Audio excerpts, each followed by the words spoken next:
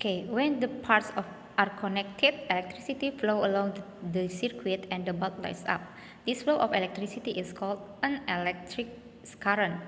Here are more examples of electrical appliances we can see around us. Nah, di sini setiap bagian dari rangkaian listrik ini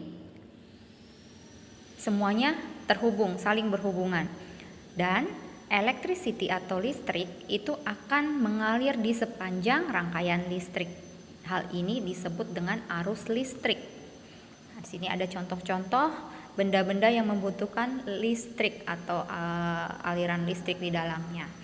Oke, selanjutnya parts of an electric circuit, bagian-bagian dari electric circuit. Jadi kan di sirkuit tadi atau di rangkaian listrik itu ada bagian-bagian. Nah, ini bagian-bagiannya kita bahas di sini.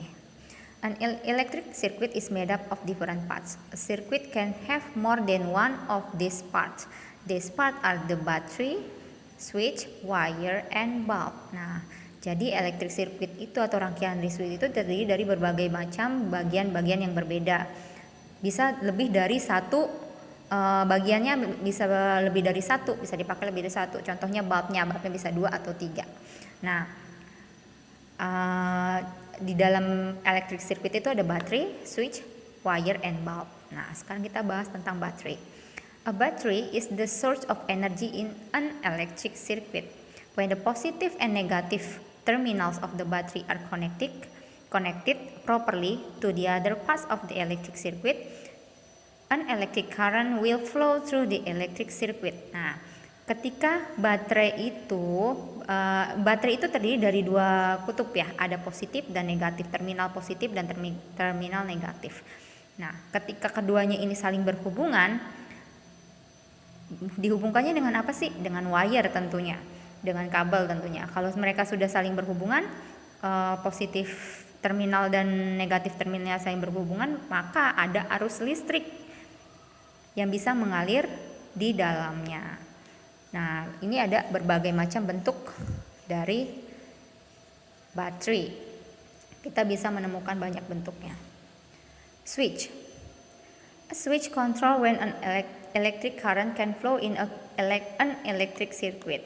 The electric current flows if the switch is on and stops if the switch is off. Nah, switch ini atau saklar itu bisa gunanya untuk mengontrol arus listrik, untuk mengontrol rangkaian listrik. Dia bisa mengalir atau tidak. Di arus listriknya itu bisa mengalir atau tidak di rangkaian listrik. Nah, ini alat untuk mengontrolnya. Nah, jadi aliran listriknya itu akan mengalir jika switchnya, tombolnya itu on, dan akan berhenti jika tombolnya off. Tidak akan mengalir lagi jika tombolnya off ya.